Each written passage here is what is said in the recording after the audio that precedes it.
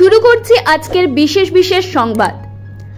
যে দল চাকরি বাঁচাবে তার পক্ষে আমরা, বার্তা সদ্য চাকরিহারা প্রতিবাদী শিক্ষকদের। তারকা প্রার্থী দেবকেই দেখতে না পেয়ে চরম বিশৃঙ্খলা, সভাস্থলে ছোড়াছুড়ি হলো চেয়ার।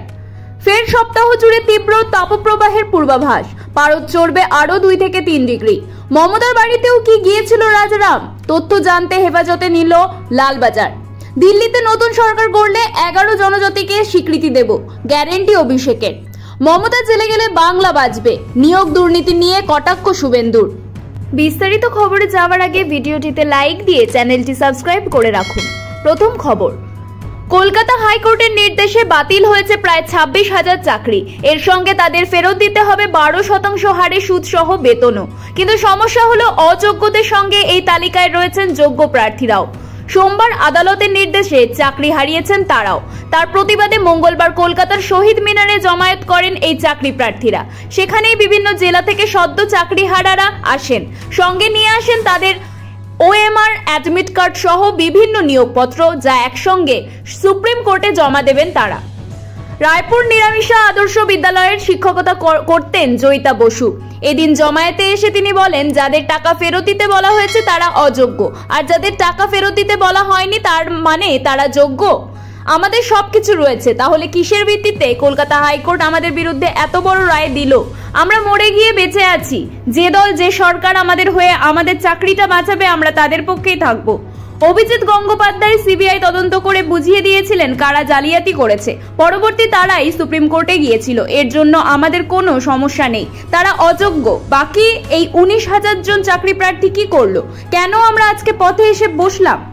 অন্যদিকে এই জমায়েতে সামিল হয়ে সোমা দাস প্রসঙ্গেও মুখ খোলেন এক চাকরি প্রার্থী। ডায়মন্ড হারবারে একটি স্কুলে চাকরি করতেন আজহার উদ্দিন হালদার। তিনি বলেন, বছর সিবিআই এত কিছু করলো, কিন্তু তারপর কি হলো? অযোগ্যদের বাদ দিলে কেউ আফসোস করতো না, কিন্তু যোগ্যদেরও বাদ দেওয়া হলো। মানবিক দিক থেকে সোমা দাস ক্যান্সার রোগী, ওনার চাকরিটা থাকলো, তাতে আমার কোনো সমস্যা নেই। উনি যোগ্য না অযোগ্য তাও আমি দেখছি না, কিন্তু আমাদের পরিবারের কি হবে? আমাদের ওপর আমাদের পরিবার ভরসা করে থাকে। বালুরঘাট লোকসভা কেন্দ্রের তৃণমূল প্রার্থী বিপ্লব মিত্রের সমর্থনে ভোট প্রচারে যান অভিনেতা দেব। মঙ্গলবার কুশমান্ডের হাই স্কুল ময়দানে বালুরঘাটের তৃণমূল প্রার্থী বিপ্লব মিত্রের সমর্থনে জনসভা করে ভোট প্রচার করেন তিনি।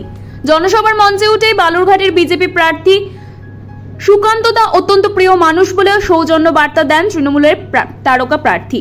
কিন্তু দর্শকের আসন থেকে অভিনেতা দেবকে দেখতে না পেয়ে বিশৃঙ্খলা সৃষ্টি হয়। চেয়ার ছোড়াছুড়ি পর্যন্ত হয় দেবের সামনেই, যার পরেই তৃণমূলের নেতৃত্ব পরিস্থিতি স্বাভাবিক করার জন্য সকলকে শান্ত থাকার জন্য মাইকে ঘোষণা শুরু করেন। উন্নয়নের নিরিখে ভোটদানের কথা সাধারণ মানুষদের জানান দেব। বালুরঘাটে তৃণমূল প্রার্থী বিপ্লব মিত্রের সমর্থনে ভোট দানের আর্জি জানান অভিনেতা। এরপরেই রাজ্য সরকারের লক্ষ্মীর ভান্ডার, কন্যাশ্রী সহ অন্যান্য উন্নয়নমূলক প্রকল্প সামনে তুলে ধরেন তিনি।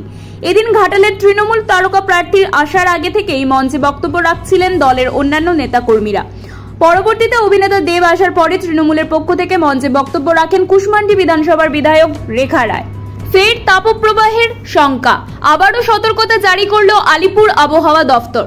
আগামীকাল বুধবার থেকে ফের দহন জ্বালায় জ্বলতে হবে দক্ষিণবঙ্গকে। আগামীকাল দক্ষিণবঙ্গে 2 থেকে 3 ডিগ্রি তাপমাত্রা বাড়বে। 23 থেকে 27 তারিখ তীব্র তাপপ্রবাহের সতর্কতা থাকছে দক্ষিণবঙ্গে একাধিক জেলায়।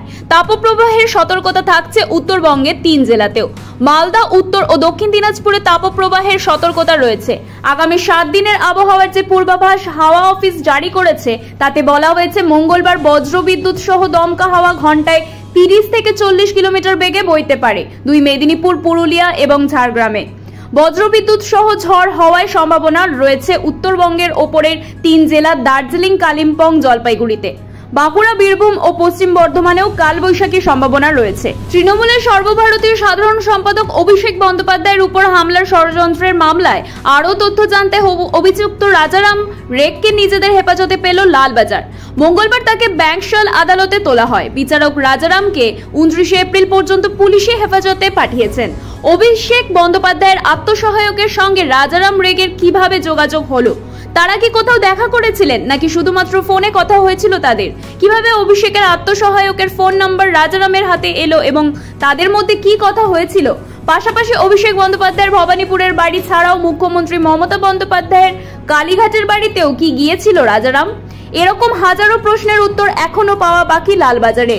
এই দিকগুলি অত্যন্ত গুরুত্ব সহকারে জিজ্ঞাসাবাদ করে দেখার প্রয়োজন, এমনটাই এদিন দাবি করে কলকাতা পুলিশের গোয়েন্দা বিভাগের আধিকারিকদের তরফে আদালতে রাজারামকে হেফাজতে নেওয়ার আবেদন করা হয়। সেই আবেদনে সাড়া দিয়ে আদালত রাজারামকে কলকাতা পুলিশের হেফাজতে পাঠিয়েছে। এরপরে ব্যাংশাল আদালত থেকে রাজারামকে বের করে সোজা নিয়ে যাওয়া হয় লালবাজারের সেন্ট্রাল লকআপে। অভিযুক্তকে জিজ্ঞাসাবাদ করতে একটি বিশেষ দল গঠন করা হয়েছে কলকাতা পুলিশের তরফে। তার কাছ থেকে উদ্ধার হয়েছে একটি মোবাইল ফোন এবং সেই মোবাইল ফোনের কল লিস্ট খতিয়ে দেখেছেন তদন্তকারীরা। রাজারামকে জিজ্ঞাসাবাদ করে একাধিক প্রশ্নের উত্তর পেতে চাইছে লালবাজার। কলকাতা পুলিশ সূত্রে খবর, এই মামলার তদন্তে নেমে আজ সকালে লালবাজারের গোয়েন্দা বিভাগের একটি ইউনিট শেক্সপিয়ার সরণি থানা এলাকার সেই হোটেলে যান যেখানে রাজারাম দুরাত কাটিয়েছিলেন। ওখানে গিয়ে তদন্তকারীরা হোটেলের যাবতীয় রেজিস্ট্রেশন খাতা এবং নথিপত্র সহ সিসিটিভি ফুটেজ বাজেয়াপ্ত করেন। ইতিমধ্যে শেক্সপিয়ার সরণি থানায় 120B 506 66 এবং 43 IT act section 9 West Bengal maintenance of public over act এই ধারায় ষড়যন্ত্র হুমকি মামলা রুজু করা হয়। 4 জুনের পর কেন্দ্রে বিজেপি বিরোধী গণতান্ত্রিক সরকার প্রতিষ্ঠা হলে 11 গোর্খা জনজাতিকে তপশিলি জাতির স্বীকৃতি দেব আমরা। মঙ্গলবার শিলিগুড়িতে জনসভা করে এমনই প্রতিশ্রুতি দিলেন তৃণমূল কংগ্রেসের সাধারণ সম্পাদক অভিষেক বন্দ্যোপাধ্যায়। এদিন লোকসভা নির্বাচনের প্রচারে উত্তরবঙ্গে জোড়া সভা করেন তৃণমূল সেনাপতি অভিষেক বন্দ্যোপাধ্যায়।